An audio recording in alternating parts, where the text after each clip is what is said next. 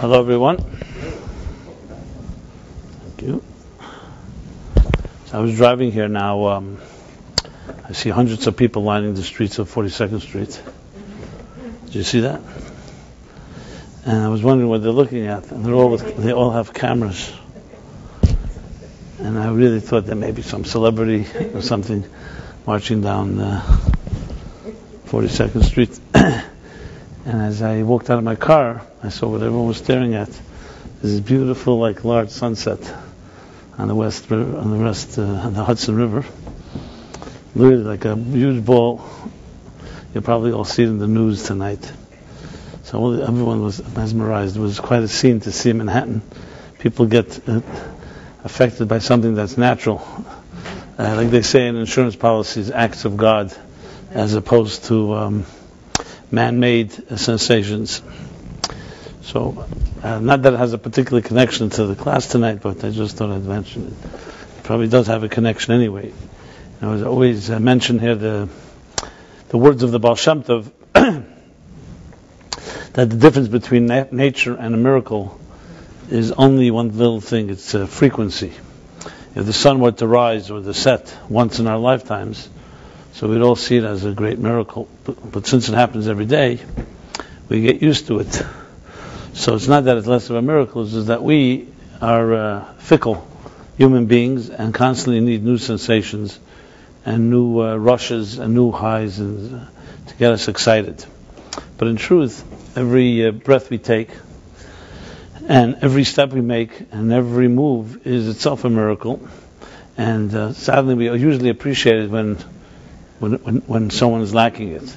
When you see someone struggling to breathe or someone struggling for any other aspect of life that we take for granted, you suddenly realize what kind of combination, how many miracles have to happen for just one breath to take place. So I thought it was an interesting sight to behold, and hopefully everyone can hold on to it, and not just as a nice picture, photo opportunity, but as a segue into our discussion here. I also bring you warm regards from the Holy Land, where I just arrived from 24 hours ago. I was sitting in Jerusalem and thinking I will soon be in New York.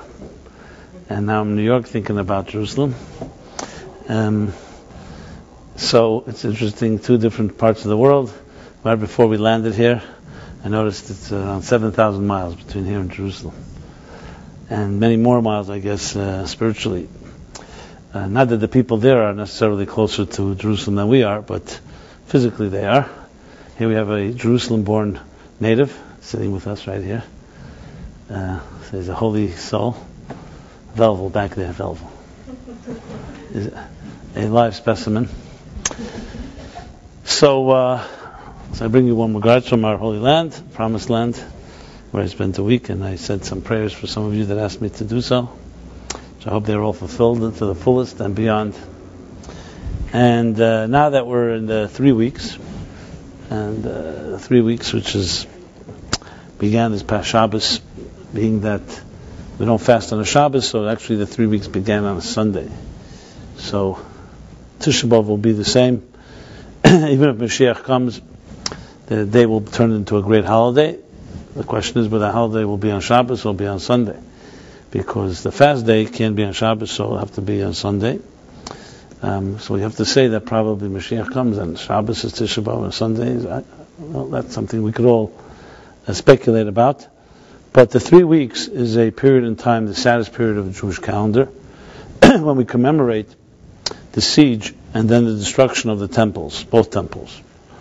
One 1944 years ago, and the other one add another 490 years to that, was the first temple. And both, interestingly, the same period of time as when they were destroyed, by completely two different nations. It was the Babylonians that destroyed the first temple. And there are different opinions when the siege began around Jerusalem. You know, Jerusalem has a wall around it. That wall existed also back then, even though it was rebuilt several times, but Jerusalem was always a walled city. So a walled city, the cities of old, the ones that were walled were usually considered the holy cities, special cities. They were walled for a reason, because to protect them from siege. So Jerusalem was protected from the siege, but the walls were besieged on the 17th of Tammuz, which would have been last Shabbos. That's the beginning of the 3 weeks. And 3 weeks later, the Babylonians, there's an opinion that it happened on the 10th of Tammuz by Babylon. But there's also an opinion the 17th of Tammuz. But 3 weeks later, to the day, is when they finally broke through the wall and burned down the temple. So it was the 3 weeks of intensified siege of Jerusalem till they finally destroyed the temple. That was Babylonians. That temple stood for 410 years. That was the temple built by King Solomon, and built by King David and King Solomon. And then came 70 years after the destruction by the Babylonians, where the Jews were exiled to Babylon, and more or less to the east of Israel, that is. And then 70 years later, they rebuilt the temple, the second temple, which was greater than the first. It was larger and also stood for 10 more years. It stood for 420 years. Now the second temple was exactly the same thing happened. On the 17th of Tammuz, this time it was the Romans that besieged the city. And then 3 weeks later, less than 3 weeks, but they pierced the walls. And finally, on the 9th of Av, which is the saddest day of the Jewish calendar, they burned down the second temple. Which is itself an interesting fact that this happened exactly the same day, same period in time. And we honor this every year with what we call the 3 weeks.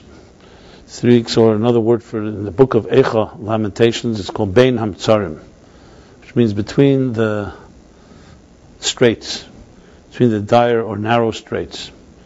So sometimes these 3 weeks are called between the straits, the strait of 17th of Tammuz and the 9th of Av, the 3 weeks, from when the siege began to when the temple was destroyed.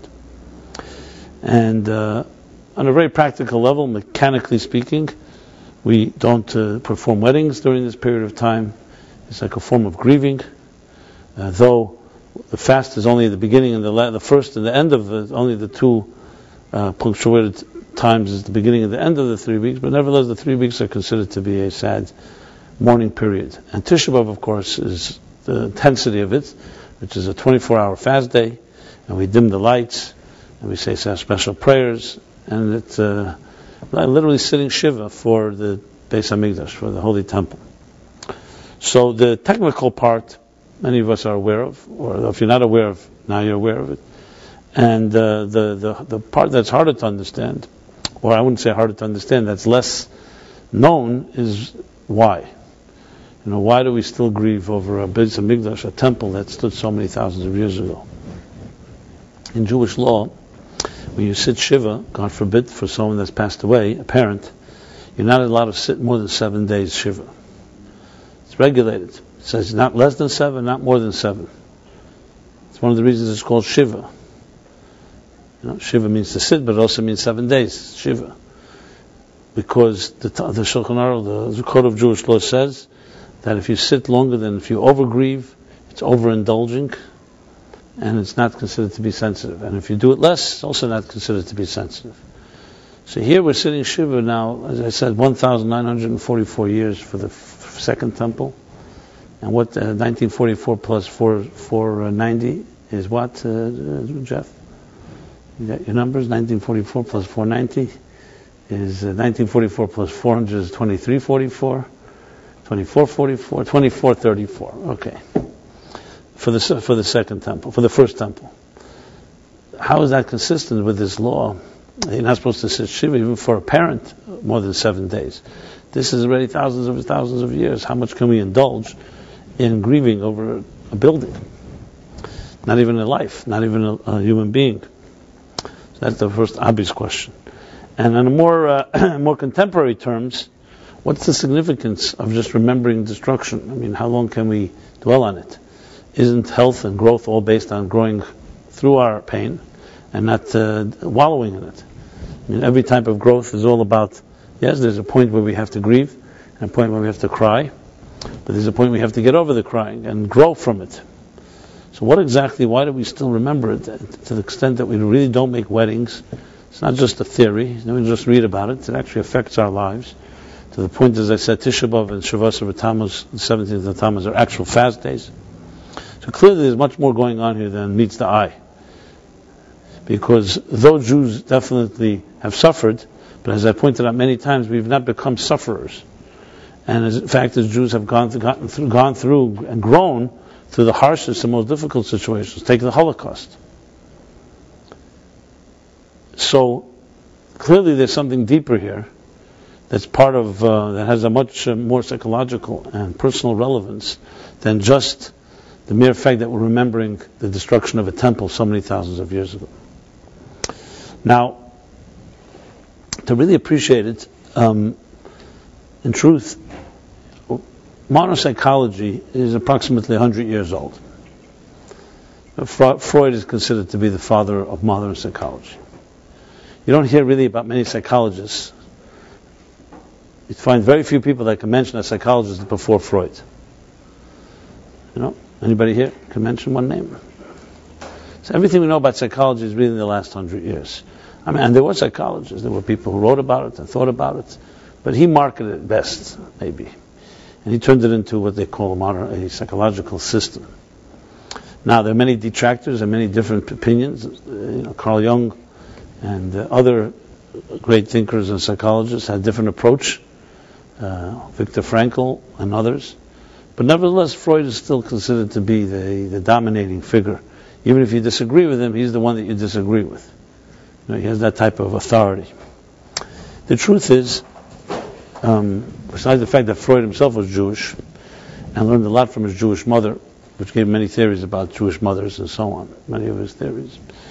Besides the fact of that, the fact is anyone studies Torah, and I'm not even getting into the mystical now, which we will get into. Even Talmudic thought is deeply psychological. It's all about psychology. It's all about the theories of what makes human beings tick, and that regulates our behavior and how we interact with each other. Just to take an example, there's a central law in Torah that says, in the Talmud, that says that if there's a disagreement between two people, and one person says, that I lent you $5,000, and the other person says, no, it was only $2,000. So how do you resolve this? So obviously, if you have evidence, contracts, that can prove it. But let's say there was nothing written and there are no witnesses. So the Talmud gives rules that someone who denies only part of the claim has to take an oath, and then they're believed. So they swear, I only owe you 2,000, not 5,000, and then you believe them. If someone, however, denies it all, then it's a whole different story. Why? It's a whole different story. You can't just believe them. Why do you believe someone who only admits half of it? Well, seemingly the logic would be because he's admitting it, but maybe he's lying. Maybe he's trying to get off $3,000. The reason is, the Talmud says, because ein adam meiz b'fnei bal chayve. Because the nature of a human being is not to have chutzpah in front of someone that you owe something to. So he's admitting that he owes. That means he's indebted to this person. That the nature of a normal person would not be to lie in the face of someone that you owe something to. So if he denies it all, you don't know whether he's indebted to him or not. You don't know. Maybe he's just a total liar. The fact that he's admitting that already proves that he's acknowledging it, so you give him the benefit of the doubt. Now, of course, there are later scholars that say, one second, we find people who do have chutzpah to people that they're indebted to. We see this all the time. I'm sure, I hope it has never happened to you, but unfortunately this happens more often than not, where people say, look, I did something for someone and look how they treated me in return, when I needed something in return. So one of the cynical scholars says, the Talmud says, Ein adam meiz b'nei. You have to be an adam. You have to be a human being. A human being will not have that type of chutzpah. But if you're not human, you could have that type of chutzpah. In other words, they're subhuman people. That's how some explain. But that's not what I wanted to get into. The point I'm saying here, this is a message, a psychological lesson. That means a healthy human being everyone has their boundaries, has shame, has some conscience. And that if someone admits partially, You could trust them if they take an oath. The oath really just demonstrates that they're really serious, so they know that the consequences. They take an oath, they swear that yes, just like we take today in court of law, that I swear to tell the truth and so on. So just to give, it was a small example. There are hundreds and hundreds of examples like this in Talmudic thinking that all talk about the nature, the psychology of human beings. What humans would do, what we wouldn't do. Certain things are in the scope of human nature, certain things are outside of that scope. Everyone has their taboos, so to speak, has their fears. I'm talking now healthy circumstances. Now, of course, it gets more complicated when it's not healthy. When something, for example, some abuse or dysfunctionality affects us in our lives, we will do things that we're not naturally wired to do because we become more desperate. So left to our own accord, in more or less normal circumstances, there are certain things each of us have our nature, our personalities. Should we be pushed, or should we be compelled, or in some way, some type of aberration takes place in our life, some violation, then we will often also change our personalities to adjust or adapt to it, which is, of course, what makes things much more complicated. Because then people will do things, as I said, that they naturally wouldn't do. And you could probably even identify in your own life some things that there was a point in your life where, to that point you wouldn't have done something, then something happened and you did it. And then you can't turn back so quickly. Once you so-called taste from the forbidden fruit, or you do something that you naturally would not do, now you've done it. You're a different person after that. So in discussing psychology, the truth is, without dismissing what contemporary and modern psychology says, the fact is, as Jews, the Torah can pull rank because it's thousands and thousands of years of psychological depth. And this wasn't just theories. You're talking about a people, the Jewish people that is, that really actually suffered. So they had to deal with digging very deep into their own deeper resources to cope with most challenging situations. Who best would you want to have wisdom from than someone who suffered and learned how to not only survive but to thrive? You have a verse in the book of Exodus, right in the beginning of Shemais, that says, as the Jews were oppressed by the Egyptians, that's how they multiplied and they thrived and they grew. There you have the lesson that you hear so often in almost all healing circles. That which doesn't kill you makes you stronger. Or we are like a tea bag. You don't know how strong someone is until you put them into hot water. They say that sometimes about women. In other words, the concept, the idea that suffering, not that it can be justified, it's never justified, but the result of it can end up either breaking somebody or it can make someone much stronger.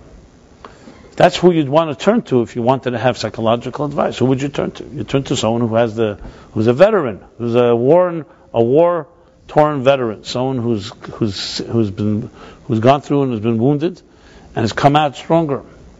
So the Jewish people as a whole and as individuals carry these type of messages. So I find it I remember when 9/11 took place. It was one of the first things I wrote about, and it struck me was that we as a people have seen the abyss, we've seen darkness. We can teach the world a lot about it, not about the darkness, how to cope with it, how to deal with it, how not to be destroyed by it. So as we shall see, the 3 weeks and this period in time, when you really look and dig deeper, you will come to realize this really is a formula of maybe the most complex and most sophisticated psychological approach to life. Now, obviously, the entire Jewish calendar is a formula, and you have high moments and you have low moments, high points and low points. You have the great holidays like Simchas Torah and obviously Sukkot and Rosh Hashanah, Yom Kippur, and you have Purim and Chanukah and Passover and Shavuos. I did my book 60 Days, which really begins the month of Elul next month, but it actually begins now, because it begins from after the breaking of the tablets and so on, which I shall soon discuss as well. So all these cycles have many lessons to us in our own psyches and our own psychological ups and downs in life. But what I'm focusing tonight is on the 3 weeks. As you shall see, the 3 weeks, including the number 3, is deeply significant and has profound insights that is relevant to every one of us, no matter what we're struggling with. That's what I want to address here now. And hopefully in the coming weeks, being that the 3 weeks are just the beginning of a period that then continues, after the 3 weeks continues, as the Talmud says, 7 weeks of comfort and 2 weeks of return. So you have really a cycle here of 3, 7, and 2, 12 weeks. The 3 weeks that we're in now, this is the first of the 3 weeks. Then will come, as I said, after Tisha B'Av will be another 7 weeks called the 7 Shiva de Nechemta, 7 weeks of comfort, which concludes the Shabbos before Rosh Hashanah. And then come 2 weeks, which is the Shabbos, the 2 weeks after between Rosh Hashanah and Sukkot, which are called the 2 weeks of return. So this cycle of 12 weeks is not just a random cycle. From between the 2 Shabbos between Rosh Hashanah and Sukkot. This cycle is a process that we all go through, and more importantly, it's a process that helps us grow through any type of challenge. So now, of course, we're in the so-called descent into the 3 weeks. This is the 3 weeks, as I call Bein HaMetzorim, between the dire straits. I don't know if that rock group got it from Bein HaMetzorim, but the dire straits is actually a verse in the book of Lamentations. I'm sure, being that Mark Knopfler is a Jew, I'm sure that's where he picked it up from. So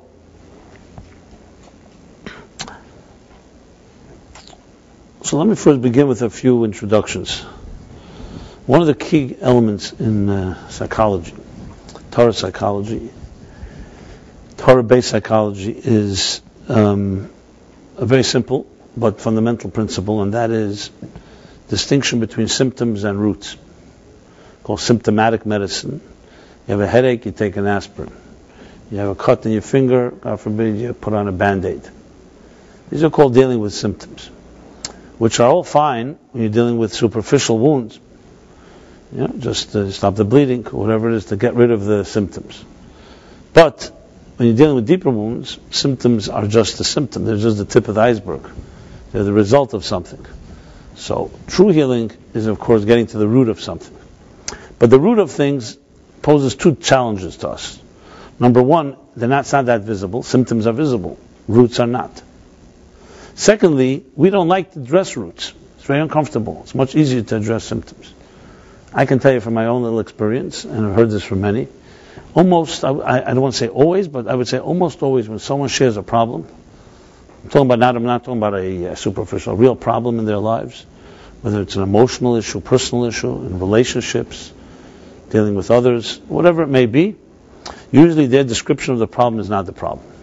They describe the symptoms of the problem. They describe the problem as they perceive it or how it affects them. But the roots of the problem, not because people hide it, but because most people are not even aware of their own roots, because our subjectivity doesn't let us see it, and we don't. And more importantly, or equally importantly, is we don't want to see it because it may be too painful. So what we show, what we can see, is the tip of the iceberg. That's called the symptoms. So the first rule is you have to always look for those deeper roots. This doesn't mean that we have to always dig to the core of problems. If you can solve it on the symptomatic level, great. No need to go further. There's no need to dig up the past and regress into our childhoods. But sometimes that may not be sufficient just to deal with it on the symptom level. When I was researching this years ago, the Torah approach to psychology, is it behavioral or is it therapeutic, as they say? Behavioral psychology deals more with change of habits, change of routines, change of behavior. And that itself, so if people, let's say a couple are not getting along, work on them with routines, acknowledging, saying thank you, going out of their way to do something. Even on a basic actual level, even if they don't feel it, just do it, and ultimately that brings the feelings. That's an approach, and it's an approach that's proven to work in many situations. And there's another approach, is not to go from the behavior, not travel from outward in, but out from the inside out. Look at the deeper issues, like why is there resentment or something. Try to find out what's the deeper cause and work on it from that end, and then the behavior automatically will change. So it's really, you could think of it almost as contradictory approaches. So I looked into it from a Torah point of view, and the truth is the Torah says both are correct, and you really need to attack it from both angles. think of it, you have to attack it from the outside, simply on a behavioral level, but also from within, on a more unconscious level or more root level, type of, as I said, not symptomatic medicine, but remedial. Not remedial or symptomatic medicine, but something that is more rooted from the cause or the root. And the truth is, they both complement each other. And if you do it properly, you can really get somewhere. But these are just general principles which obviously have to be applied case by case to each individual situation. There's no rules. There are general guidelines, but there's no rule to say, okay, this is... Then you apply it to people's situations. But the first thing you want to always look for is what are the deeper causes, especially when you're dealing with deeper, with long-term issues, with complicated stuff, with stuff that people cannot resolve. That's always a sign that there's something more going on. Band-Aid doesn't help.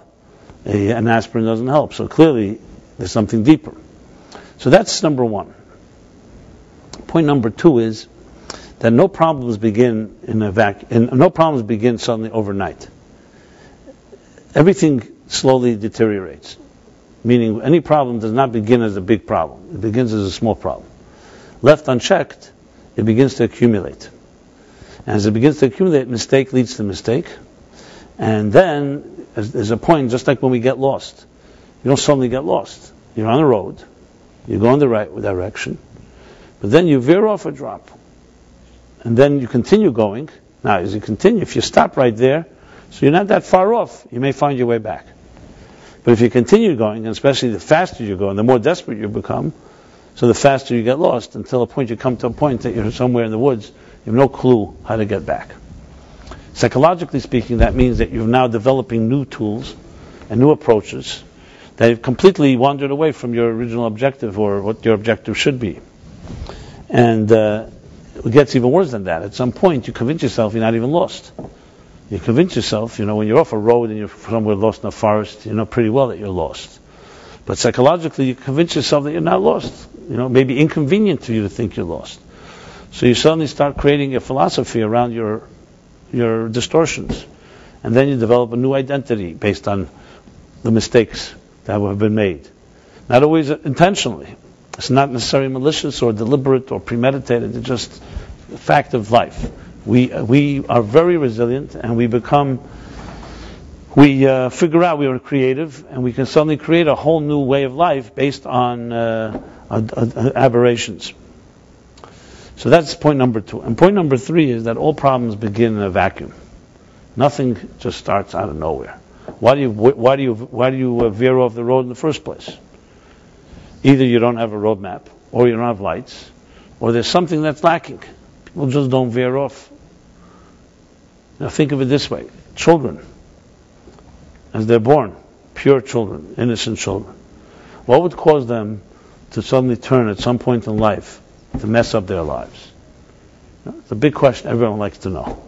Here was this little child I was cradling once, completely vulnerable, completely pure and innocent, and now look at this child grown into an adult and gets into complete deep trouble. I'm talking an extreme situation. I'm not talking about how do you get from here to here. So of course I just said nothing happens overnight. But what's the beginning roots of it? Beginning roots is always a vacuum. There's something lacking. If the child did not get enough love, or the child had bad influences, or parents who maybe with good intentions or not good intentions did whatever they did and let the child not develop or did not nurture that child properly, there's a vacuum. There's a hunger. And when there's hunger, there's a need to fill the hunger. Nature abhors a vacuum, and even more so does the psyche. Because the human psyche, like the soul, is a hungry force. It's energy. Energy needs fuel. And if it doesn't get fuel, it's going to become very, very desperate. And if it doesn't get it from a healthy place, it'll get it from an unhealthy place. The thing is, vacuums are invisible. You can't see a vacuum while it's developing. You only see it after someone acts out. You suddenly see someone behave in a certain way. You say, hey, what happened? You suddenly realize, hey, there must be something really serious going on. So the Torah's way of looking at things is to teach us how to train our eyes and our minds and our hearts to look beneath the surface. Because the common point in all that I've just said here about the difference between roots and symptoms the difference between a slow development of veering off until you completely get lost, and the vacuum. These are all forces that are invisible. By the time we're already reacting to it, it's already become a monster usually. And that's why it's so difficult. If you're able to nip it in its bud, we'd have a lot easier solutions. So like how marriages deteriorate. They don't deteriorate overnight. Suddenly a marriage deteriorates. Again, I'm not talking about extreme situations where there's things, every situation has its own particular complexion. But in a marriage where it doesn't deteriorate overnight, something starts happening that nobody really notices is a big thing. Or even if you do notice, it's what's it called? The pit patted away, whatever they call it. Dismissed. There's a word for it. With a P. Okay. Anyway, it's dismissed as nothing serious. And then it starts to fester. Like infections. Some of the worst infections that infest the body, they become to a point that they become killer infections, usually, almost in all cases, begin very small. And if it was found or checked then, could have been prevented. Either because it was ignored or because it wasn't visible. And it began to develop, and then at some point it's like a wildfire. Like a fire, actually. Fire only begins blazing fire. It begins with a spark. It begins with an electrical accident, something like that. So all these are lessons that teach us many things. And right now in our own lives, as we're sitting here, how kind of ticking time bomb is there right now inside of us that we're not even aware of? And I'm not trying to frighten anyone. I'm just suggesting is that most of the workings that are going on within us are invisible to us. And by the time they become visible, you're already dealing now with a blazing fire, usually. But the point of this discussion is that we don't have to wait for it to be that way, because as we acclimate ourselves, we become more sensitive to the forces that are not so visible, we actually can catch many things that you would not catch on your own. And the 3 weeks, this period in time, is exactly for that purpose. That's why we sit now and we remember something that happened thousands of years ago, not because we're interested in living in the past and we're wallowing in our misery, or that's not at all the point. The point is the exact opposite. It's a period in time. The Jewish calendar and its wisdom focuses different periods of the different months of the year, focus on different aspects of our lives. And this period in time is meant to help us focus in on these forces that we all go through, the forces that cause destruction. The temple really is essentially a symbol here. What is the symbolism of the temple? The temple actually was structured like the human body. A few years ago, I gave classes on this subject, how the temple is like a microcosm of the human body, which is a microcosm of the entire cosmic order, of the divine structure of existence. So the temple actually had 3 sections, like the body does. It had like a head, a torso, body, and legs. So you have in the temple the Holy of Holies. What the Holy of Holies was like the central nervous system. It was the head. That's where the Torah was, the mind, the ark. Then came the body, which is the Kodesh, the section called the Holy, which had 3 parts to it. A center, like the heart, a right arm, and a left arm. So you had in the center you had the altar. On the right you had the table, and on the left you had the menorah. And then came the chutzner, which is the outer dimension, the largest part of the temple, which is considered like the legs. And now you have the outer altar, the altar that connects us to the world around us. Our legs is what walks on this earth. It carries us from place to place.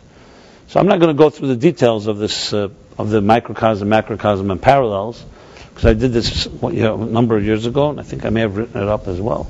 If you want more information, you just go to our website and a little search.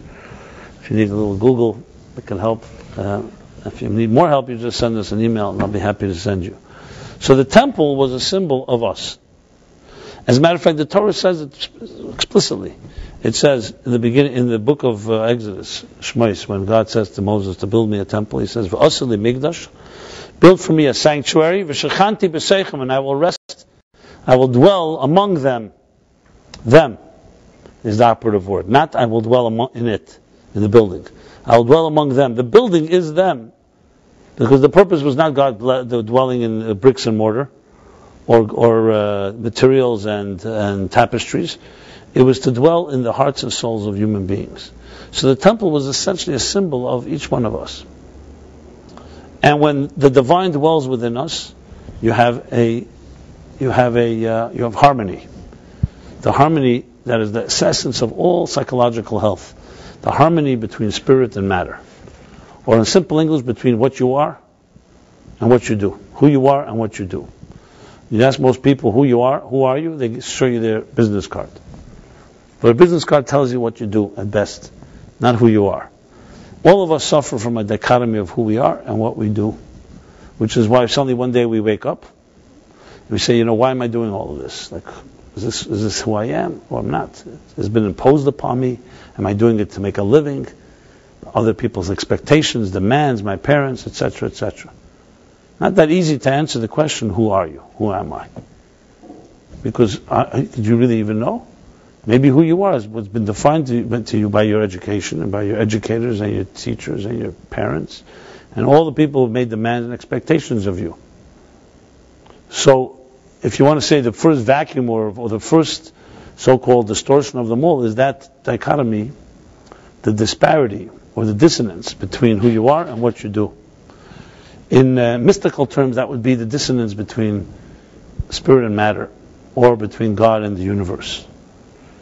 So though I'm using the word God, I'm hesitant to use it because for many people, spirit and matter, they make sense to them. As soon as you use God, it sounds religious. And that's like, we don't relate to. And as you know, God is just a word. You can use whatever words you like. When the temple was destroyed, or that's before the temple was destroyed, when the temple stood, it symbolized a harmony between matter and spirit, between what you are and what you do, who you are and what you do, between your soul and your actions. The destruction of the temple symbolizes a schism, a split between these two forces. And the reason the temple was destroyed, the second temple specifically, was because of baseless hatred. The people disliked each other. So you say, what does one thing happen next? People dislike each other. Why is the temple destroyed? Because God cannot rest among people who don't get along with each other. There can be no harmony between spirit and matter if there's no harmony between one and another.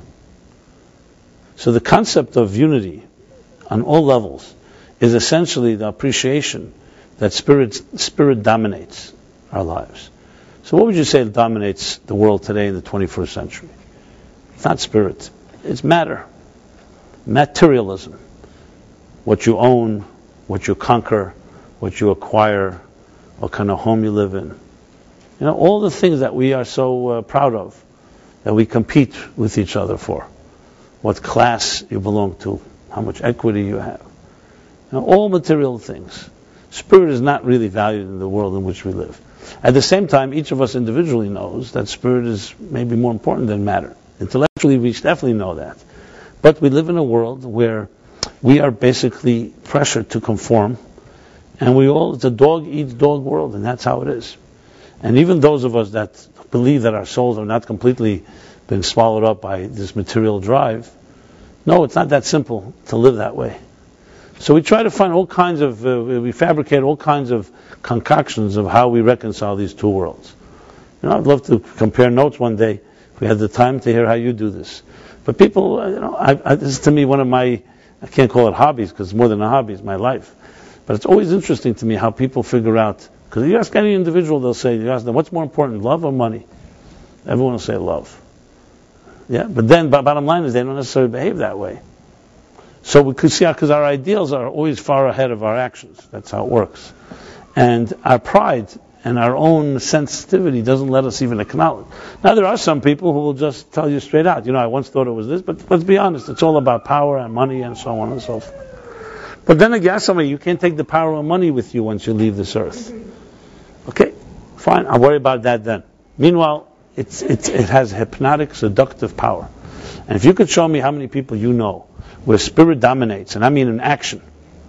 I know many people who are very godly people until it comes to the bank account. In other words, God, but there's a limit where you let God in. There's a point where God does not enter. Everybody's got that place.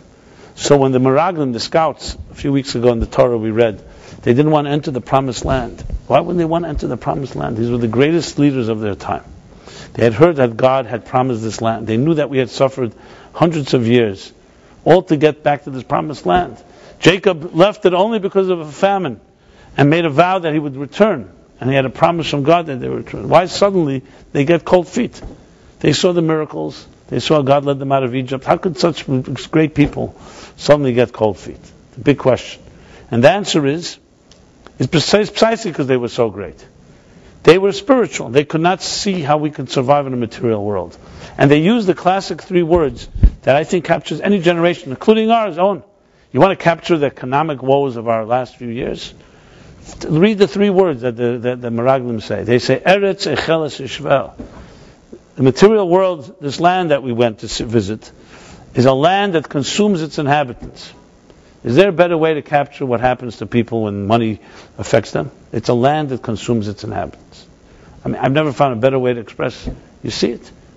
I had a guy came over to me who was riding high, before the meltdown, whatever you call it, the bubble burst. And he said to me, he screwed so many friends of his.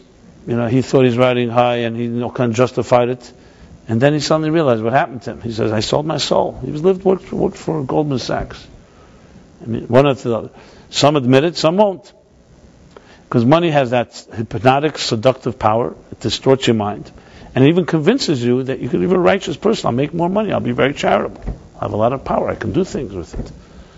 Tell me the people who become generous after they become wealthy. If you're generous, you're generous. If you're not, you're not. Rarely do you find someone who becomes generous after they become wealthy. If they're generous, they'll give you a penny if they have a penny, if they have 10 pennies. And if they're not generous, they won't give you the penny, and they won't give you the million even if they have billions. That's how it works. Check it out. Generosity is a thing from the spirit. It's nothing to do with how much you have. It's an attitude. And you can justify anything. You can justify, listen, the more I make, the more interest I can bear, and then I can give more. But you end up not giving. You end up dying before you start giving after taking so much. Because money, as materialism, is the way God created it, is that it consumes its inhabitants. And the scouts are right. It does consume its inhabitants. Their big, grave error was, and by the way, that was the first Tisha B'Av. When the scouts came back with that bad report and the Jews cried that night, they didn't want to go into the promised land. That was the first 3 weeks, essentially, the end of the 3 weeks. What was their mistake? The mistake was not that they were wrong. It does consume its inhabitants, but God said, that's exactly where I want you to go into a land that on its own has the power to consume you, and you consume it. And that's what the other two, Kalev and Yeshua, said. No, it's a land that will become our bread and our sustenance. We will consume it, not it will consume us.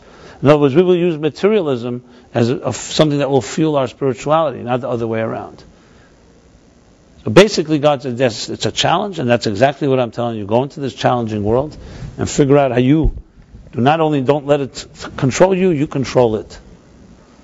It's a whole different attitude to life. That the material world, with all its powers, is really basically a platform, a platform, an environment for us to turn into something, into a temple. But the power cannot be denied, and the power does affect most people. And as it affects most people, what happens is it begins to create a very serious dissonance between matter and spirit. So what happens to our souls in the process? But as the scouts say, either it gets consumed by this materialism, or it gets severely compromised. So what most of us do is we compartmentalize. We begin to compartmentalize. Compartmentalize means, most of my time in my life is involved in material survival, and then we find our weekends and our vacations and the moments where we can experience something that's called transcendence. But it's like two lives. It's almost like two identities, which itself takes its toll after a while. So basically, the building of the temple and the destruction of the temple is symbolic of this either harmony or schism that I've been describing here. And that's why we commemorate it, because it's something that we're living through today. It's not something that happened thousands of years ago. We each have these two options. And this time of the year is when we focus on this issue of this dissonance, this disparity within our own lives. And unfortunately, in most cases, it leads to destruction, not necessarily to harmony. But the goal of all this is that it shouldn't lead to that, and that's why we discuss it. Because if you address the issue, and you nip it in the bud, and you can look at it take the bull by the horns and look at it in its eyes, before it affects you, then, of course, that's the best way to preempt most of our problems. So the 3 weeks is meaning really looking into the face of the enemy, eye to eye, and not fearing it, and learning how to grow through it. And that's why we remember what happened then, because we want to show that we have that power. We don't run away from our fears. So in a way you could say the 3 weeks, the Bein Hamtzarim, what I said before, the dire straits. We all have our dire straits. It comes from the same word as Mitzrayim, which I've often discussed as when we leave Egypt. It's the same idea, going out of the constraints and straits of our lives. In Hebrew, Meitzar means boundary. But psychologically speaking, a boundary means anything that keeps you trapped.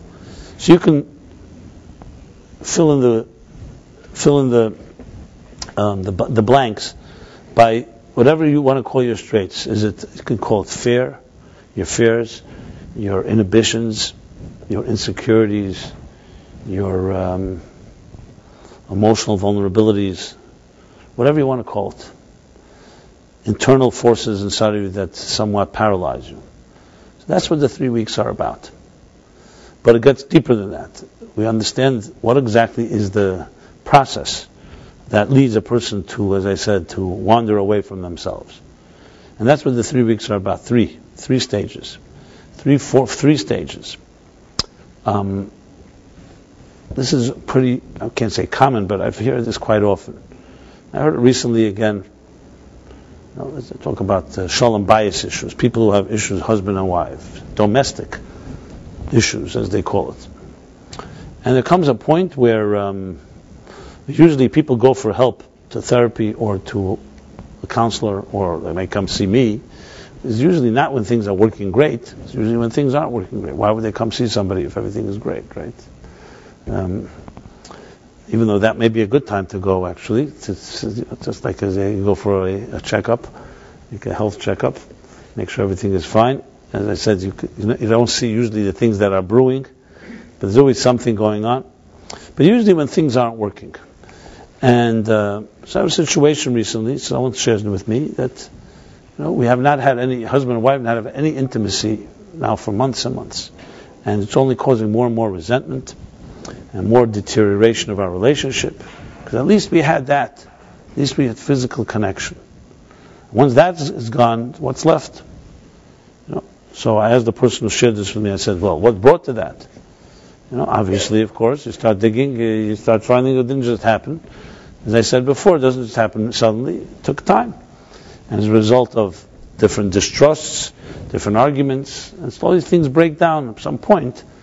At some point, a person doesn't want to be with the other person anymore. It's not just purely about sex and about physical connection. It also has to have some type of warmth and attraction. And you can love somebody, but then if you stop respecting them, or you start getting a lot of ill feelings toward them, it undermines any type of relationship. Yes, it's true for some people. Through sexuality and intimacy, they cover up a lot of their problems. That happens for some, but some it doesn't happen that way. I don't know which one is worse. But the bottom line is, so how do you deal with something like this? So I'm just using that as a case, as a model here, a case study that I think you can apply the 3 weeks. So Rabbi Hillel Paritcher is one of the great Chassidim of the Tzemach Tzedek, and he wrote actually a discourse which is based on the Rebbe's that he heard these ideas from. It's a mysticism, Kabbalistic and Hasidic discourse. He talks about the 3 weeks and the 7 weeks that follow, and then the 2 that come after that. But I'm going to focus on the 3 right now because that's where we are. The other ones will come following weeks. He talks about using an example, which is maybe somewhat of a abstract, I can't call it an abstract example, but it's an excellent example. As you'll see, I'll soon apply it to the situation I just described and many other situations. Here's the explanation that in any type of, what I called before, dissonance or disparity or schism whatever, disharmony. Some things are not aligned. When something is not aligned, we all have moments, and maybe more than moments in our lives where things are not aligned. You identify with this statement? Okay, good. I want to make sure that I'm not dealing with perfect human beings here. Okay, so I know we're not perfect. So when things are not aligned, so as I said before, there are three key factors.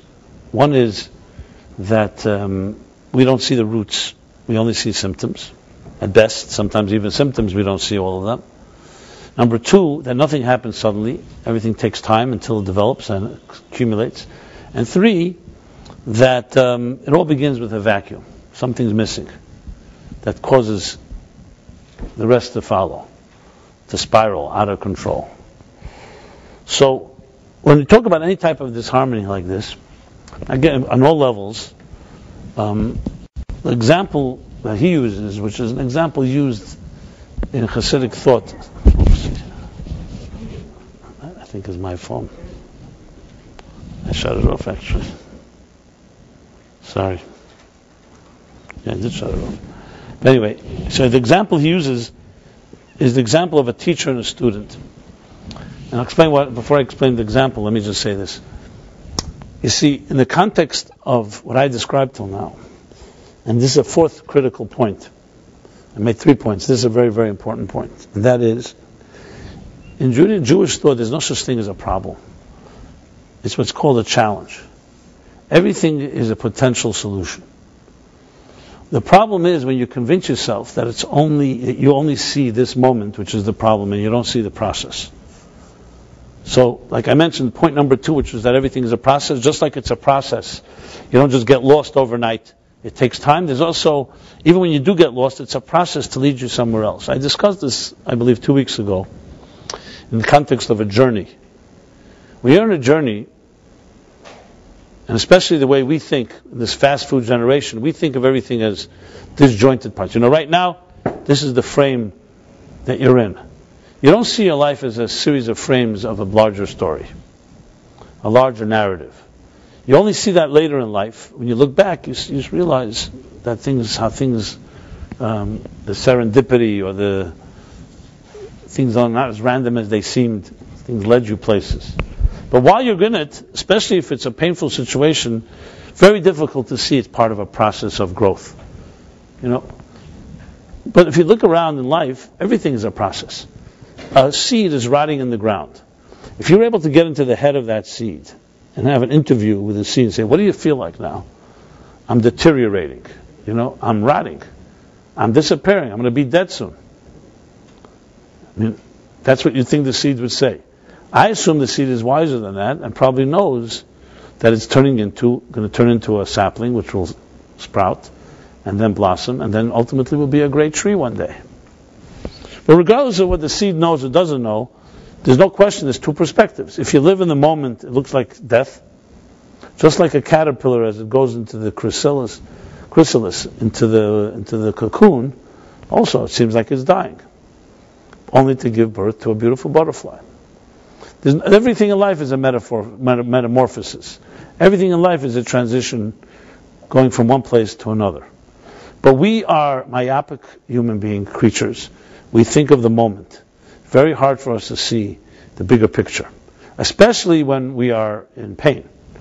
We're not in pain. You have the comfort. You may step back and say, there's a process. The truth is, when we're not in pain, we take for granted the moment. So then we have a different type of blindness. But when we are in pain, we see the moment, and it doesn't help if someone tells you, hey, don't be so much in pain. It's only a process going somewhere. And it's not even necessarily a sensitive thing to say. I'm saying it now because we're talking here theoretically. I would never say this to someone who's suffering and say, listen, you're going to get over it. The suffering is going to lead you somewhere. There's a point where you need to have empathy. In that period, as I said, there's a time you have to cry. You have to cry. You can't tell someone don't cry because the tears one day are going to give birth to beautiful fruit. Now you have to cry. There's a time to cry. There's a time to celebrate. So, but when you step back and it's not personal, like we talk about the 3 weeks, it's a process. It's a process. And this process is one that therefore looks at any situation, even the negative ones, even the fears that I mentioned, inhibitions, all the things that the dire straits, Beinam Tsarim, it sees it as part of a process to get somewhere. So not to go over to the analogy, you'll see how the analogy works. So the analogy gives us of a teacher who is transmitting knowledge to a student that the teacher loves. At some point, the teacher has taught enough to the student and wants to now, he has a certain urge to reveal to the student some new revelation, something never said before. But in order to reveal it, it's not that simple. It can't just be, it's not part of yesterday's study. So now I'm going to teach something new. So the teacher has to fall silent to prepare himself for this new idea, be able to share it.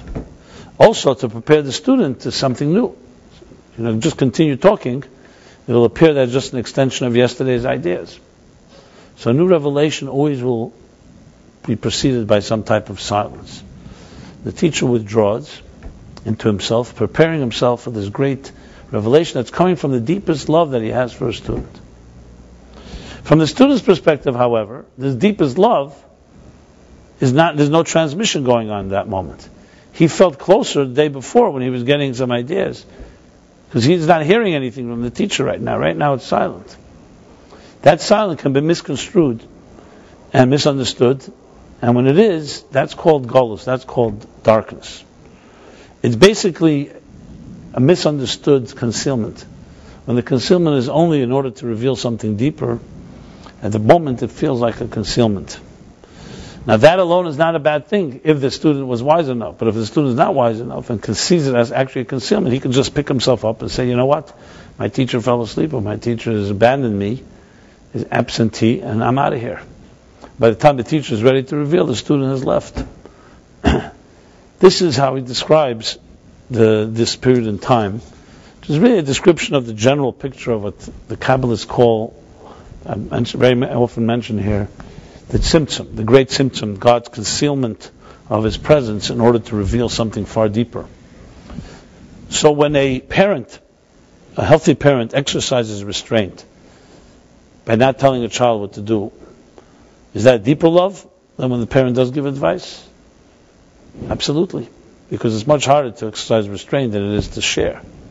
But that restraint is because of the deep love of the individual that you love. You want to give them the independence to be able to come to it on their own.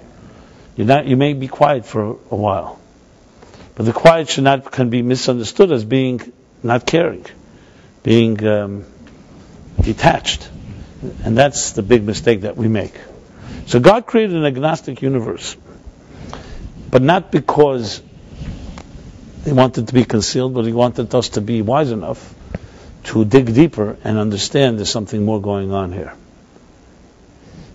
You don't want to call it a test, but it's something like, and I don't want to really compare it to this, but it's something like if somebody really loves someone, and that person has hurt them, not in any form of retribution or getting even, they may withdraw to see what you'll do. And if you really love the person, you're going to dig deeper, not pull back and go and pursue pursue the person, find a way to reconcile. So to go back to the analogy of Philip Partridge, he says is that the 3 weeks is the first stages of this type of withdrawal, of this type of separation. The fact that we have a separation in our own lives, the dissonance, this disparity between who we are and what we do, is a direct result of God's concealing His presence from us. Which means when you wake up in the morning, in simple English, you feel your body before you feel your soul. It takes effort and meditation, contemplation, to connect to something that's spiritual. It doesn't take anything to connect to something that's material. Your body tells you in the morning, I'm hungry, I'm thirsty, I'm tired.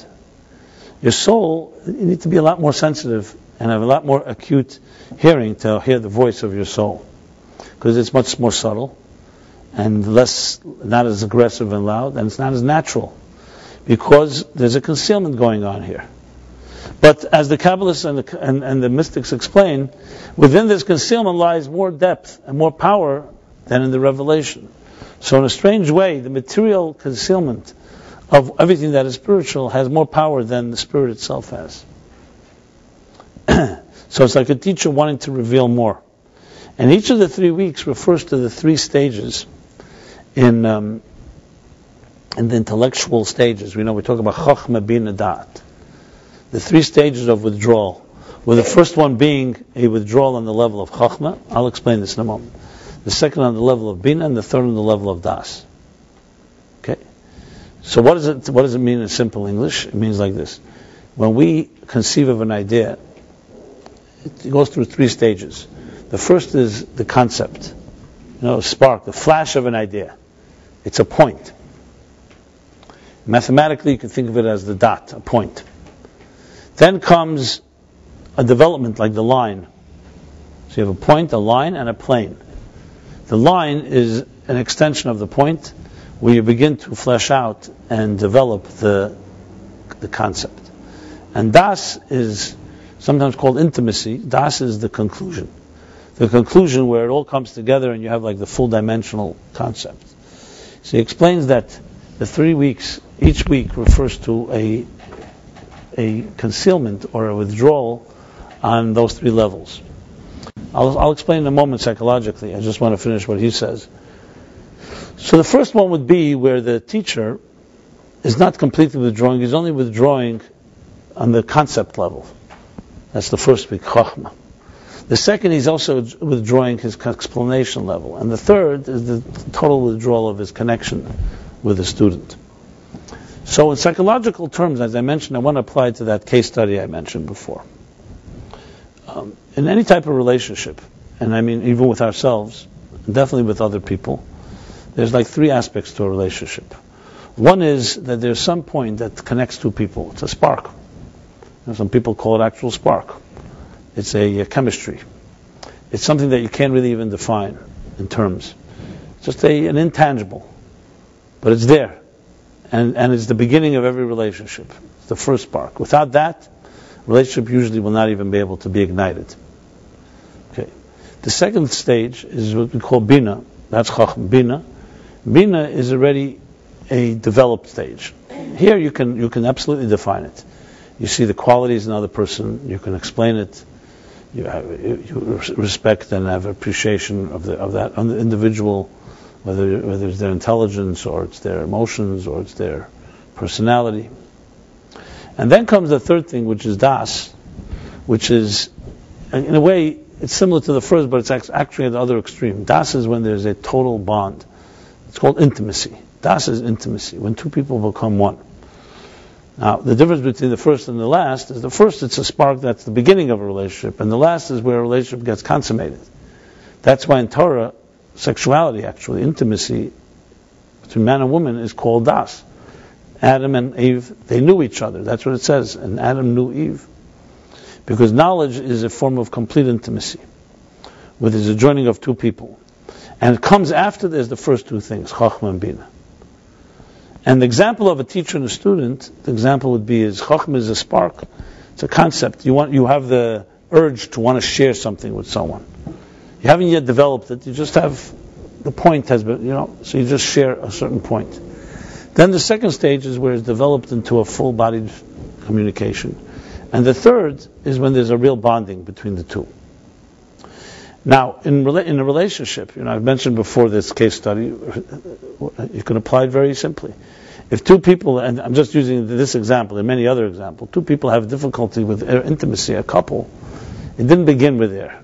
Guaranteed, especially if they were once very close to each other, and if they're having problems there's no question that it began a Chochmah and Bina before it got to Das. So the question is, how do you get to the root and identify it? When, right now you see the symptoms. So here it's critical to really break down and say, how did we get here? Is it a lack of Bina? Is it a lack of, respect for another person's tools, things that are tangible, the things you can identify? Or is it the Chochmah part, that so-called that spark was lost? Obviously we'd like to believe that the most problems are on the second level, because the spark was there, but once, there can be a spark between 2 people, but then life takes over, and a person does not live up to expectations, is not responsible, doesn't do certain things that are expected in a relationship. After a while, the other becomes worn down. So the spark was there, and if you ask them, is there any love? They'll say, yeah, it's there, but it doesn't have anywhere to manifest. It's like chokhmah, it's like a spark there that's hanging around, but it doesn't have any manifestation in this world. So obviously, it's going to bring a breakdown to step 3 of intimacy, to use that example. And to apply, to broaden it, in a sense that can be applied to almost any psychological situation, the 3 weeks, God did not allow the Babylonians and the Romans to destroy the temple overnight, because He wanted to teach us that everything is a process. First of all, if you stop it in its tracks, the siege could be stopped, and they won't end up burning down the temple. If you don't stop it, that's when things accelerate. As I mentioned before, nothing happens just overnight. It takes time till things get to a place. That's the 3 weeks. But what are the actual 3 stages? The first stage is where the teacher, as I said, stops conceiving of an idea. The second stage is where there's no communication altogether, meaning there's no the fleshing out and the development of it. And then finally there's the third, which leads, of course, into Tisha B'Av, where there's a complete separation. As long as there was a temple standing, even though the temple was surrounded and the walls were besieged, there was still the connection was there. The destruction of the temple takes place when is the real disparity, when is the schism, the break take place? Once those 3 weeks pass, not in the beginning. So in any type of situation, you're always going to have these 3 stages. Every psychological situation, you can identify these 3 steps. These 3 steps, 3 ways that we can destroy our lives. One is, it can be on the level of the spark, where that is being compromised. Number 2, it can be in the level of the details. That really is where life lives itself out. And the third, which is usually a result of the first 2 deteriorating, is on the level of the intimacy, on the connection, on the deep connection between 2 individuals. Or within our own selves. I mentioned before, children. Children in a healthy, natural environment have all 3 things going on. Children growing up in a healthy home, they will have the chokhmah, bina, and das that their parents give them. There's the spark, of course. There's the love. There's the basic love that a parent has to a child. Then there's the details, what the parent does for the child. The time you spend with the child, the food you give, you provide for it, the confidence, the nurturing, all the details. That's the bina part. And then there's the intimate part. There's that the profound connection that a healthy parent has to a child, that a child senses it. A profound connection that develops over the years, and it's a very strong bond. As opposed to the first spark, as I said, is the beginning. There's the pure spark. A child is born. But even parents, even though you can't say their love changes over the years, but it's very different when you love your newborn child and you love your 20-year-old, for example. Not fundamentally different. It's the same love, but it's a whole different manifestation. The love of a newborn is simply it's your child. It really doesn't matter. You don't even know what kind of child this will be. You love the child no matter what happens. When a child is already 20 years old, or even older for that matter, now you're loving a child that you've seen many different things. You've seen the child grow, gone through different situations. You can love also the talents of the child, other things the child has developed. And there's a different type of bond that has a lot more manifestation than it does in the spark level. Mother loves a child even when the child is in its womb. You begin to love your child. You haven't even seen the child yet. There's just that essential connection. That's chokhmah. Bina is when it fleshes out and starts developing. And das is the so-called, the full body, the full connection that comes at the end of the process, so to speak.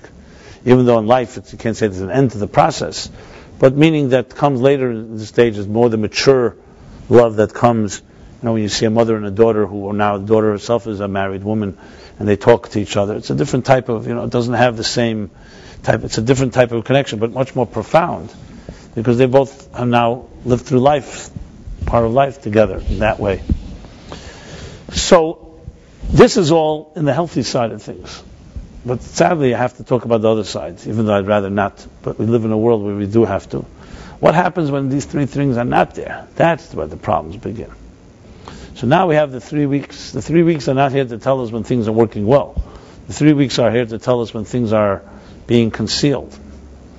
And there can happen on 3 levels that we can lose a connection to ourselves. and to those around us. One is the spark itself. Sadly, you have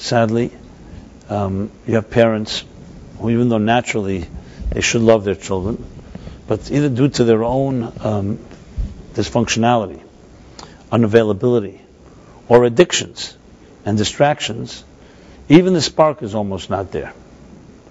Not to say that a parent has no love, but you see things that even on a very basic level. There's someone recently, more than once, but recently I remember someone sharing with me, she said to me, I think from the day one that I was born, I think my mother never... What?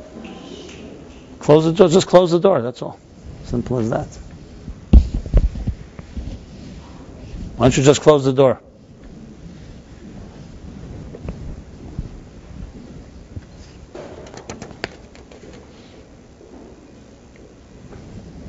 So, from even day one, I don't feel that my mother was able to have a look at me. Now, first, you think sometimes you hear these things are exaggerated, but then you find out that people, due to their own either selfish, narcissistic lives, or whatever it is that messed them up, even that level.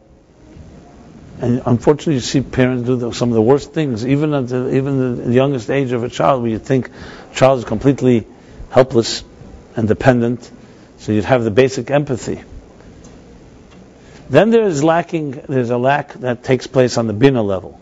The spark may be there, but the bina level, the love is there, but the parent is never around. Either they're busy working for the security of their children, but in the process take away the security of their children. And you don't have any type of, you start thinking, any time spent, any nurturing, all the things that have to come through the details of life, day after day, the bina level. And then, of course, there's the third level, which in most cases is a result of one of the first two missing. Usually it ends up being a relationship that's not going to be very solid. So when parents come and complain and say, I don't have a relationship with my children, and you ask them, how old are your children? 25, 30 years old. So when exactly did this relationship break down? So they think it broke down now, because now the children are old enough to not want to have a relationship with them. But why should the child not want to have a relationship with them suddenly? It began 25 years ago. But nobody likes to look at themselves, so you blame the child. Say, and I have to tell the parent, you don't mean to say when he was 2 years old, he wanted to have a relationship with you, but you didn't want to have one with him or her. And now he's 25 and you want one. You've already, in a way, you've written your own script.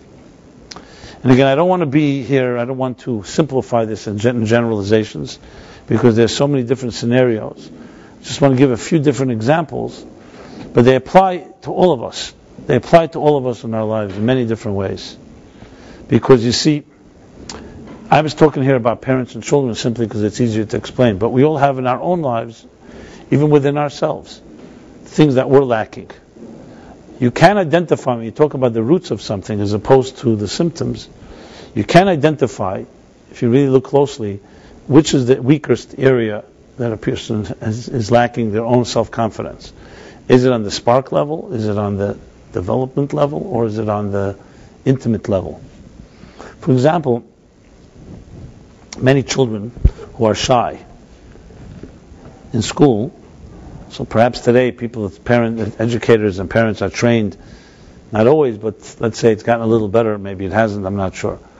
So shy children often, I remember my own class, kids that were shy were seen as stupid. They never spoke up, and so on. Some of the smartest kids are very shy. Because they didn't express themselves doesn't mean they have nothing to say. A good teacher recognizes that and tries to identify. Then you have people who are very expressive and they don't have much to say. They're not necessarily that gifted. I mean, everyone has their qualities. There are people who are chachma people, there are people who are bina people. There are people who are very good conceivers of ideas, but they don't know how to communicate well. Definitely don't know how to flesh it out. They have an idea. They can't even, sometimes they say the idea doesn't even sound right.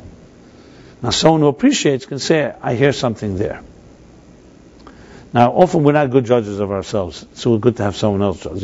So if you say, well, I'm a chacham, nobody understands me, but I think I'm saying the most brilliant things in the world, it would be good to try to get some corroboration from someone besides yourself for that, just as a footnote.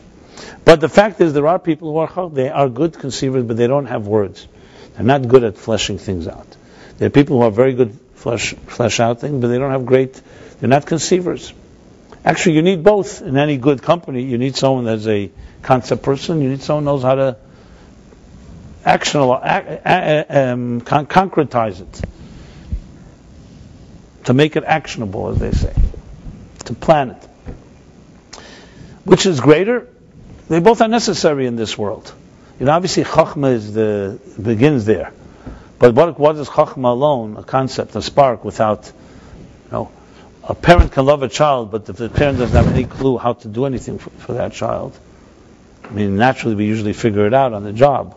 But for argument's sake, theoretically, then the love is there, but you haven't done anything about it. It's like a love in your heart, and you haven't acted on it. So you really need both. And it's not always easy to identify where the problem is, because you need to have, as I said, a trained eye. And then there's the intimate thing.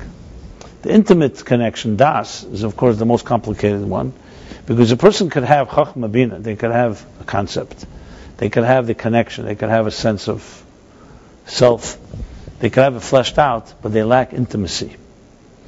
They call it today commitment problems, issues. People have commitment issues. Everything is right on paper, but you will never get their total commitment. What's going on here? There are people that are brilliant, and they're able to communicate, but you never get the final story. Well, it's usually as a result of fear. But this is a harder fear. You see, the shy child needs to be taught to have courage to speak, to have courage to express, to be taught some tools how to express. You have many things inside of you, and in this world it's helpful to express. Some people need to teach them through writing. They can't maybe speak, so they write. Some people have difficulty communicating, for whatever reason. It could be they were laughed at, or in their own homes have been silenced by insecure adults, and so on. There are many different factors involved. But there are methods for sensitive teachers, sensitive adult parent, can figure out. But the third type of lack, which is where the destruction of the temple takes place in the third week, Tisha B'Av, that's already destruction of Das. That gets more complicated, because here you're not just dealing with teaching new tools, you're dealing with very deep-rooted, deeply embedded fears are usually the reason that a person cannot able to completely commit. No one will ever admit that. They'll give you every reason why they don't commit. But the bottom line is, look at their whole life story, you'll see there's no commitment anywhere. So this has to tell you something, People like that, especially who are smart, will say, I didn't commit in this case because this happened, in this case that happened. They always blame something, either someone else or a situation. It's very hard to look at yourself and say, maybe I just have fear and I cannot go all the way, and I can't take that risk. Some people have a fear of that risk. So when we talk about the different things that we can cause, the damages we can create, it really comes down to these three levels, which are like the 3 weeks, the Chachma Bina Das. And you could identify, as I said, if you look closely and if you think about it, it's not that difficult to identify which one it is. And when you develop this into a formula, you really can apply it to almost any given situation. Not necessarily automatically solve it, but at least identify. And then becomes the process, okay, once I've identified, what's the way to approach it? In marital type of situations, marital therapy, what one tries to do at all times is to try to reignite a spark. Because if there's no spark, there's no hope, no one's going to work on anything. Two people say, we've grown apart, I have no feelings anymore. Whether it's true or not, what are you going to do with that? We've nothing to work with. What you want to do is say, is there somewhere the spark may be still there, but let's say it's been neglected, or it's been undercover, or it's been even betrayed or hurt. You want to find that connection. So spark is critical in that level. There are many situations where you could find the spark, the chokhmah part, but what's lacking is the tools. People love each other perhaps. There's a connection, but they just don't know how to behave with each other. Every day is another battle, because they've never figured out the details. the details clash, and sometimes the details can undermine the spark itself as well. And then there's the third dimension, which is on the intimate level. The intimate level, as I said, always comes after the first two, in most cases, because it's a result of them. Why no two people will ever be really intimately trusting of each other if they don't have the first two? And when I say intimacy, I mean much more than just sexuality and physicality. I mean an intimate connection where two people really find a certain, as the Torah says, they become one flesh. They become like one. So, taking the 3 weeks, you can really develop, as I said, formulas that can be applied to any psychological situation, all about the dissonance, the disparity, the split between who we are and what we do. And discovering what exactly is the root of it. And finding out where the vacuum is that can be filled. Because that's the key. So the 3 weeks is an opportunity for all of us to step back. You don't have to wait for a crisis. 3 weeks is telling you there was a crisis once, and it's the root of all crisis. The root of crisis is when there's a disconnection between you and your source, you and your purpose, your calling. And when there's that disconnect, it will lead to destruction of one form or another, either the spark level, the detail level, or the intimate level, or the connection level. People who have all three, you can see it very clearly. You see that they have all three working pretty well. People are lacking, it's usually lacking one of those three, and often one leads, as I said, to the next. So, in the 3 week period, the point is to focus on what is it that we're lacking, with, of course, the goal of understanding, as I said before, that it's a process. Once you identify something, then you begin the healing process, because the identification itself, awareness, is half the cure, and that the process of the concealment leading to a revelation.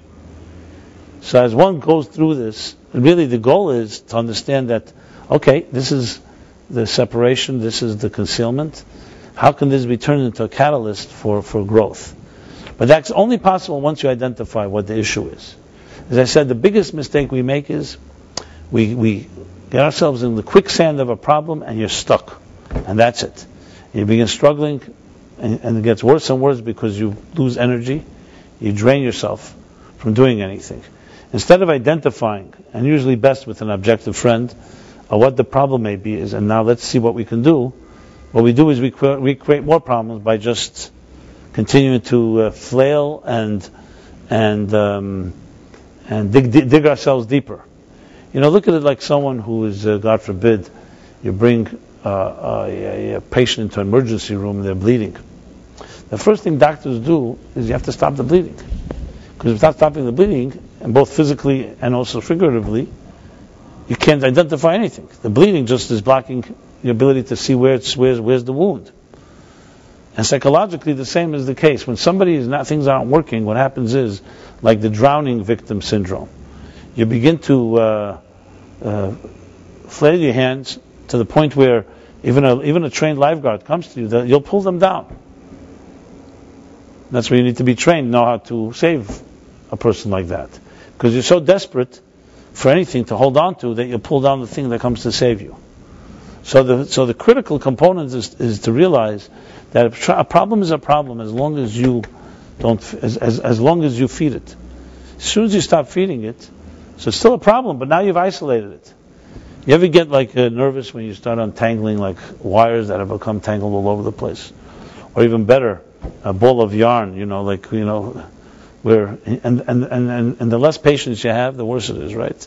Because you start pulling here and pulling here, pulling things. By the time forget about it. Now at this point you can't even do anything without tearing it or cutting through the tangles and knots.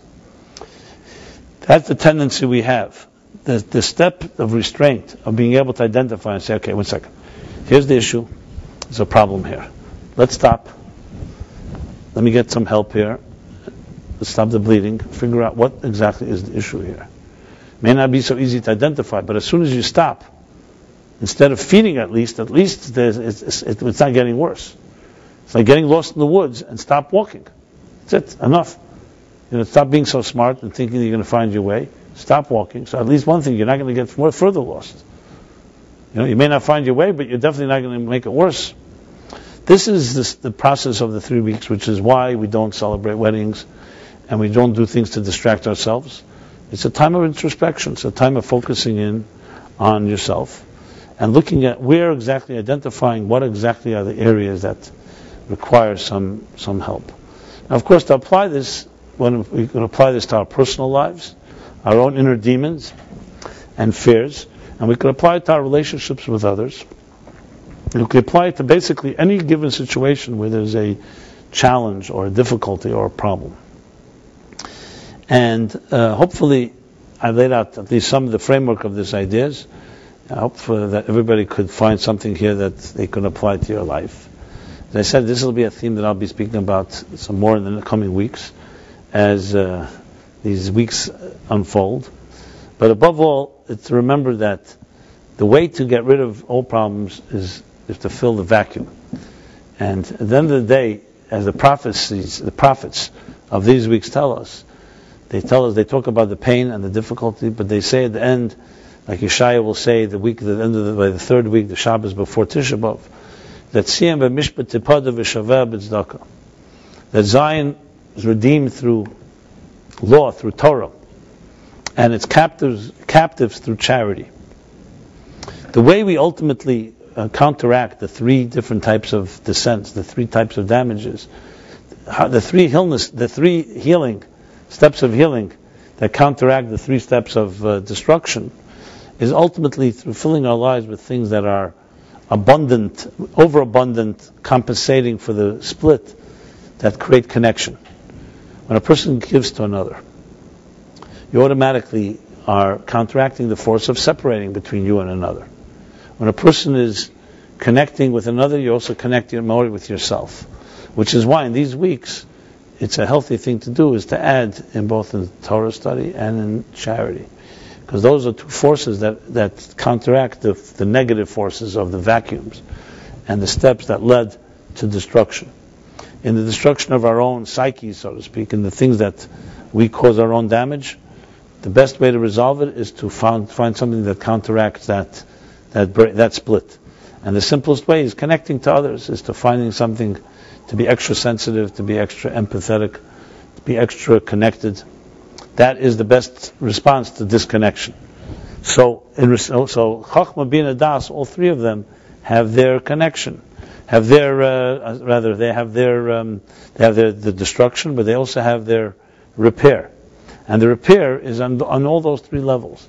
There are things where we connect like a spark, the initial connection. There are things where we connect through the details. And then there's the intimate connection that happens between ourselves. So in the 3 weeks, the best way to counteract or to so-called heal from any of these schisms that I mentioned is to do something on all those levels that create that type of connection. I often talk about parents and children, and this really can also be with yourself. You're the parent of your own inner child, and nurturing your own inner child. There are 3 things that you can do to really love yourself and love others. One is just that type of kiss or hug that you give your child for no apparent reason. You don't need any specific reasons. The second is things you do, specific things you say, the details, which this does have reason. This has specific things that fit to your child's needs, or as if it's your own inner child to your own inner child's need. This is like Bina. The first is like Chachma, does that hug, that embrace. And Bina is where you flesh it out. It's in details. What would you like today? Let's talk about. Let's go somewhere. Let's learn something. Let's discuss whatever it is that comes down into details. And then there's the third thing, which is learning to trust yourself and learning to embrace yourself. Not just as a hug or embrace, but more of a mature connection to who you really are. To say to myself, do I really love myself? Do I really love my child? Do I really love another person? And this is already something that comes, as I said, it's more of a mature love that comes with after you know the details. And after the initial spark comes a different type of relationship. It's like a mature relationship that results over time and over the years when we become really connected with each other. And so the 3 weeks are an opportunity, an opportunity to look at of course, the negative side, but above all, to connect on the positive side. I said I will definitely develop these ideas and discuss them more in the coming weeks. Hope, as I said, I laid out some of the basic principles, and as I said, if anybody has any questions or comments, feel free to either connect. You can even ask them here if you like, but also by email or any other way. Some of these ideas, I think most of what I've said here tonight, I've not really taught, or written about or taught before, but there's always some overlap, and I'd be happy to share more if I have more in writing. And I also want to say that this class is dedicated, firstly, Chav Beis Tam is the Yotzer of Shlomo Zalman ben Avram Yitzchak Halevi, father of Malka Stern. So may the neshama have an aliyah on the 22nd of Tammuz, which really means coming up. Chav Beis Zayin was Shabbos, so it's actually today. Yeah, tonight. Yeah. Rab Shlomo Zalman ben Avram Yitzchak Halevi, and our Refuah Shlema, health, immediate and speedy recovery for Moshe Tzvi Akayin ben Freidel. So the merit of the study and the learning that we had today, may this neshama have aliyah, and this neshama have health and a body, and for many healthy, good years. And everyone else in this period of time, in the 3 weeks, just like we talk about schisms and health and lack of health, above all, the goal is to be healthy souls and within healthy bodies, and we should be able to fulfill our calling, our mission in this world that God sent us here. Each of us has something unique and indispensable that only you and only you can fulfill. Nobody that ever lived or ever will live can do but you. And to me, that's always the biggest root of all healing, actually. Because when you have that connection, then there's nothing in the world. Not a pain, not a trouble, not a setback, and also not the gift that we take for granted can deter us. Because you know that everything that comes your way in life is part of your mission, part of your indispensable mission. So please, we need you to fulfill your mission. This is a request and also a expectation. But we need each other in this context because we can't do it without each other. And so, with that being said, I want to wish everybody an elevating 3 weeks, where we use these 3 weeks for only growth and healing, and getting places that are not just healing. Real healing is not just absence. Health is not just the absence of illness. It's also a state of completion, a state of wholesomeness. That every one of us should experience that in the fullest sense. And Philip is not giving his class. Okay, Philip will not have his class. We will continue next Wednesday. We will be here, most likely. Yeah, we will let you know if there's any foreseeable changes. Changes rather in the foreseeable future. I said foreseeable changes. Okay, maybe that too. And always an honor and pleasure to say a few words to all of you, especially as I come back, as I said, from the Holy Land, and I still have the air of the Promised Land inside my lungs for I don't know how much longer, but meanwhile they're still there. Yeah, it lasts. Okay, and a few falafels as well, Israeli style. And thank you very much. Good.